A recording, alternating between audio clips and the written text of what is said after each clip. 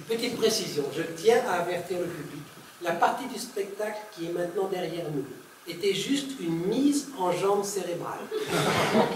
C'était pour se dérouiller les lobes et pour s'aérer le cortex. Maintenant, on va essayer de s'en servir.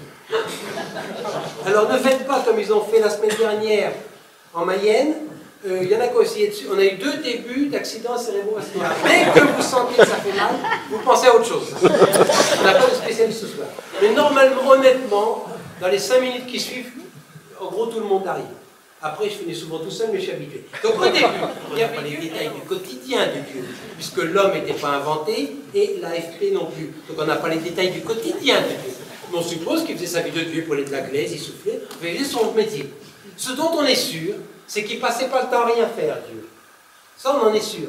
Parce que Dieu, là où il n'a pas le temps, il n'a que ça, c'est pareil. C'est là que ça peut commencer à faire. Allez-y doucement.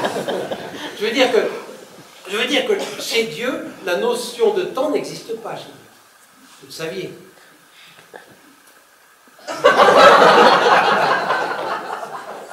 Si vous voulez, Dieu vit hors du temps. Il est en dehors de tout ça, lui. Dieu vit, si vous voulez, Dieu vit au-dessus du temps. Quand il pleut, il s'en fout. Il est au-dessus du temps, Dieu.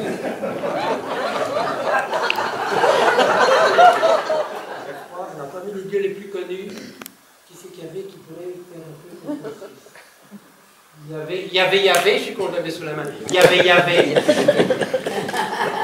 Yahvé, c'est un dieu, vous le saviez, rassurez-moi. C'est écrit dans le livre. Relisez le livre, la première phrase, au début était le verbe.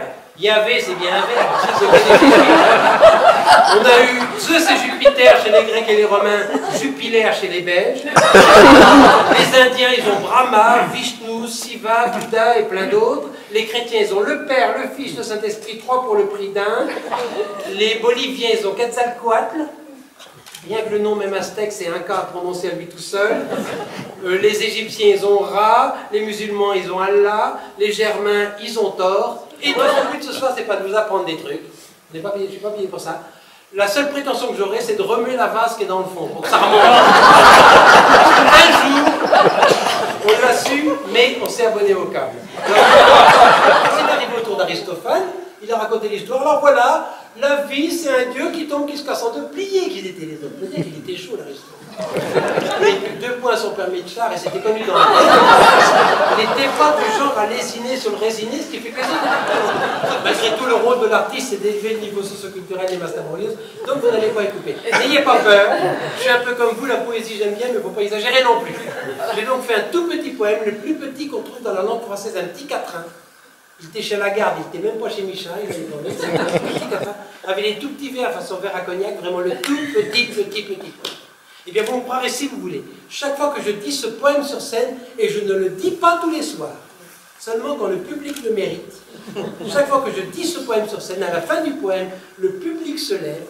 Je n'ai jamais eu moins d'1 minute d'applaudissements debout.